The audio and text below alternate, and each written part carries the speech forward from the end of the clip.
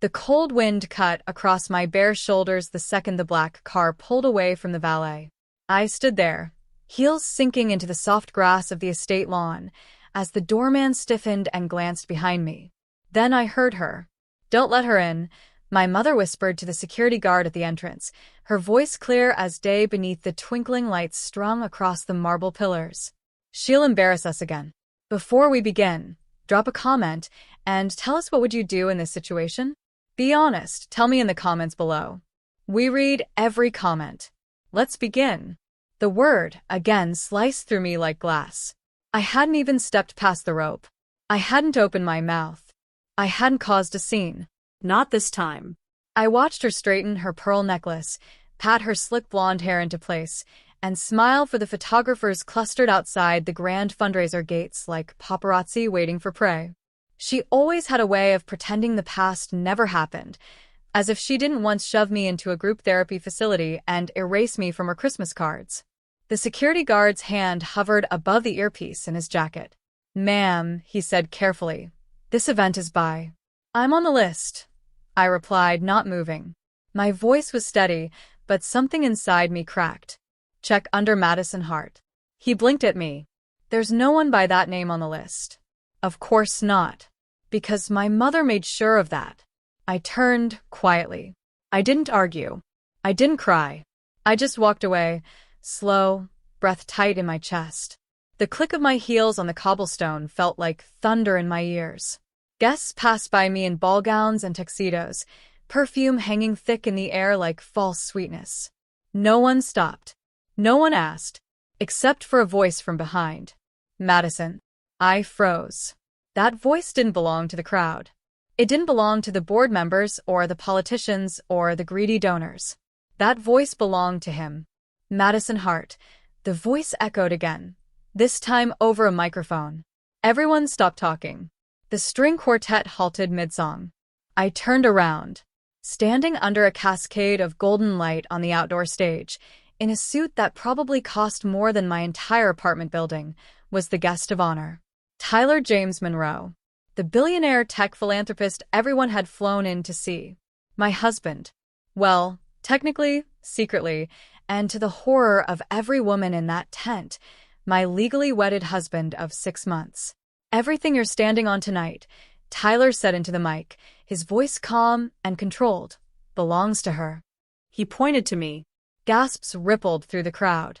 My mother's hand dropped from her chest. "She's not just my wife," Tyler continued. "She's the co-founder of the Monroe Impact Fund. And the reason I exist in the first place. You all just didn't know it." My stomach flipped. My mother's jaw twitched. And somewhere in the back, my father, who hadn't looked me in the eye in 10 years, took a step back into the shadows. That was the beginning. But it wasn't revenge yet. No, that would come later. And when it did, it would be darker, deeper, and far more personal than they could ever imagine. Because Tyler wasn't just honoring me that night. He was helping me burn everything they built. The lights were still on me. Hundreds of eyes stared as whispers turned into murmurs and murmurs into full-blown gasps. Phones slipped out of clutches. One woman's champagne glass tilted, spilling down her sequined gown, but she didn't even flinch. All they could see now was me. Tyler walked down the stage step slowly, deliberately, each footstep echoing through the stunned silence. When he reached me, he extended his hand, not with pity, not with apology, but with pride. His other hand slipped gently to the small of my back. I was trembling. He leaned close enough for only me to hear. "I told you," he whispered, voice calm. "Sure. They'd choke on their own lies." I swallowed. My mother's face had gone pale beneath her thick foundation. She looked like she'd seen a ghost. Tyler led me forward. This time, security didn't even blink. The rope was pulled aside, and the daughter they disowned, disrespected, and buried in shame, walked straight into the heart of the empire they thought they ruled. The moment my heels hit the marble inside, I remembered the last time I'd stood here. I was 16, crying in a red satin dress, hiding in the coat room after my mother whispered to a waiter, "If she starts crying again, remove her." That night, they blamed me for ruining the fundraiser. This night, I would own it. Tyler walked me up to the stage again and took the mic one more time. For those of you who were too distracted by gossip columns to notice, he said, eyes locked on my mother and father seated stiffly near the front. This woman built the roots of what became the Monroe Impact Fund. I just had the money. She had the vision. She had the guts. Someone began to clap. Then another. And another. But not them. No. My parents sat frozen, lips pursed, eyes full of panic. Because this wasn't just a social scandal now. This was loss. Loss of control. Loss of image. Loss of power. And they had no idea how deep my plan really went. Earlier, 6 months ago, Tyler and I weren't supposed to be more than a pitch meeting. He was the investor. I was the broken girl with an impossible idea, a fund that would funnel tech profits into mental health services for low-income families. Families like mine. Girls like me, discarded by parents desperate to uphold appearances. He saw something in me that no one else did. Not pity. Not potential. Fire. We worked late. A takeout. Built a vision. And then, somewhere between boardrooms and back seats of town cars, we fell into something else. Not love. Not at first. Just understanding. The first time he kissed me, he said, "You don't need to prove anything. But if you're going to make them regret it, I want in." I didn't marry him for revenge. But when we did it, quietly, in a cabin in Vermont, with no guests and no press, I knew deep down this wasn't just about love. It was about reclaiming every part of myself they made me bury. Present. Fundraiser night. After the speech, people swarmed me. Suddenly, I was the most important woman in the room. The whispers turned to awe. Madison Hart Monroe? You're her? I had no idea. She was the one? I thought she was... Wasn't there a scandal years ago? My mother didn't speak to me. Not yet. But I saw her watching. Eyes hard. Fake smile trembling. My father stood beside her like a statue, face unreadable, until she couldn't take it anymore. She grabbed a glass of wine from a passing tray, marched to my side, and hissed through gritted teeth. "You think this changes anything? They'll always remember what you did. What you are." I stared straight at her. "What I am," I said, lifting my chin, "is everything you tried to erase. And what they'll remember, starting tonight, is that I came back better than you ever dreamed possible." Her lips trembled. Before she could reply, Tyler returned with a silent nod. My cue. I took the stage again. But not with a speech. With an announcement. Because I hadn't just walked in that night for a dramatic moment. I walked in to take control. Starting tomorrow, I said, the Monroe Impact Fund will begin divesting from every legacy partner who participated in the silencing of vulnerable youth, especially those from wealthy families who treated mental health like a stain instead of a crisis. You could hear the air being sucked out of the room. And then I added, and the first cut is the Heart Foundation. My mother's knees buckled. My father reached for her arm. And for the first time in my life, I smiled. They followed us out to the garden. Not because they wanted to, because they had to. The press was already stirring, and a scandal like this couldn't be buried with a check this time. My mother's heels tapped furiously across the stone as she stormed after us, lips pressed so tight they were almost white. My father, silent as ever, trailed a step behind her like a ghost haunting his own life. "Madison," my mother snapped, grabbing my wrist just as I reached the shadow of the arched trellis, where string lights flickered in the wind. "You don't understand what you've done." I turned to her slowly. No. "You don't understand what you did." Tyler stood just behind me, hands in his pockets, calm, unreadable. He wouldn't speak unless I wanted him to. He knew this wasn't just a confrontation. It was a reckoning. "You humiliated me," she hissed, voice low and frantic. "In front of every donor, every partner, every person I've worked decades to impress." "You mean lie to?" I asked, tilting my head. "You mean the people you convinced that I was too unstable to be in public? That I belonged in silence?" "That's not fair," she started. "No." I cut her off.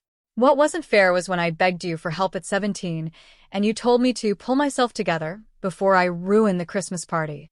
A pause. The lights above flickered. My father finally stepped forward. Maddie, sweetheart, this isn't the place. Don't call me that, I whispered. You don't get to do that anymore. The silence that followed was so heavy it felt like a fourth person in the garden.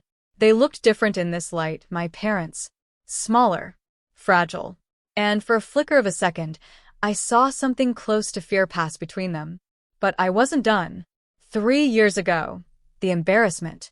I had tried to hide the anxiety, the panic attacks, the nights I couldn't sleep, the mornings I couldn't get out of bed. I was doing everything right. Ivy League school, internships, smiling for gala photos. Until I couldn't anymore. The night of the Heart Foundation's winter ball, I had a breakdown in the marble bathroom stall, my hand over my mouth to muffle the sobs. When I stumbled out, makeup smeared, breath ragged, my mother was there. Her exact words? If you're going to break down, at least do it in private.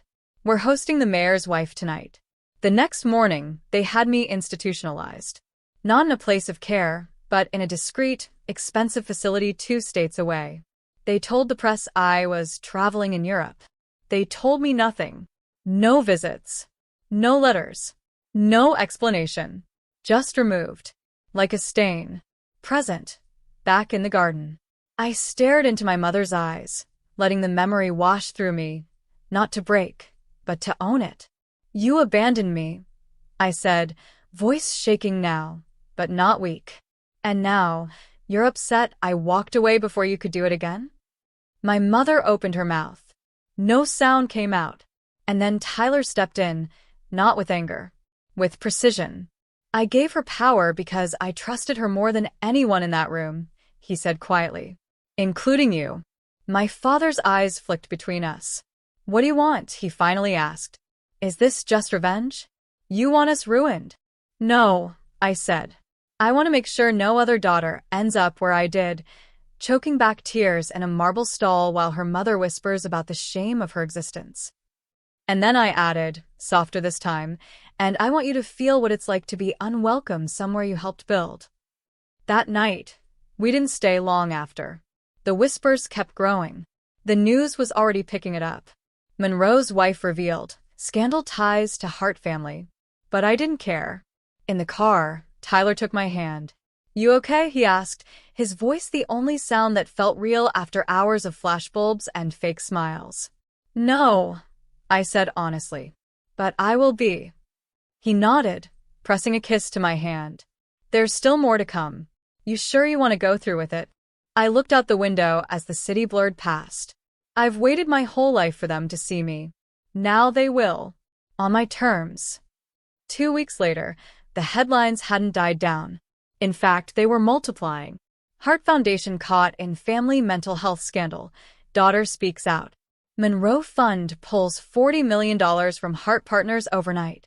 Tyler Monroe's secret wife used to be the Hart family outcast. I didn't hide anymore. I didn't lower my eyes when I walked into rooms. I showed up, fully visible, in every meeting, every board presentation, every interview. The world didn't just see Madison Hart anymore. They saw Madison Monroe, and they listened. I had my own office now, 1 floor above Tyler's. Not because he gave it to me, but because I'd earned it. And across that sleek glass desk sat reporters, executives, donors, and people who once ignored my emails now begged for access. But the most unexpected visitor of all? My mother.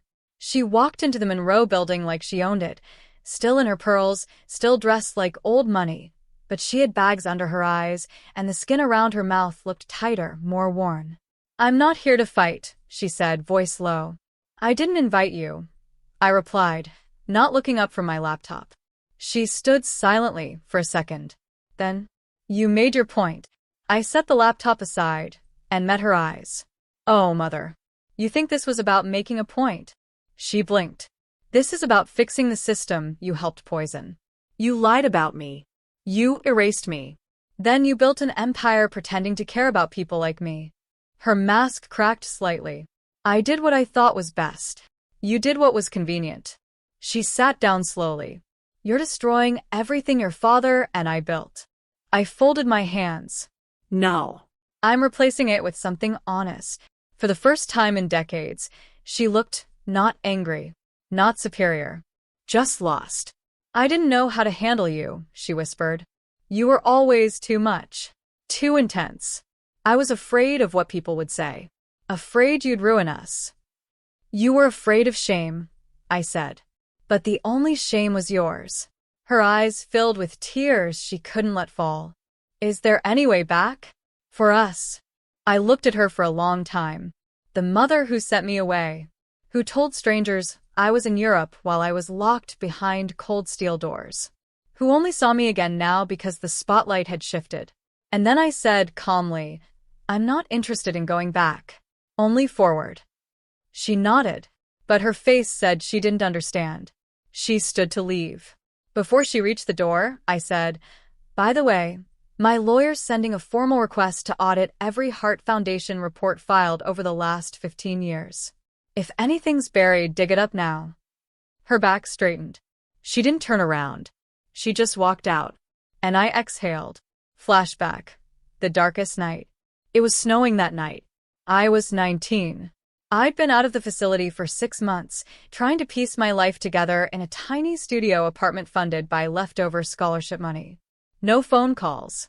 No birthdays. My family had deleted me. And one night, I sat on the floor of my apartment, holding a bottle of pills, staring at the wall. No lights. No sound. Just pain. And then a knock.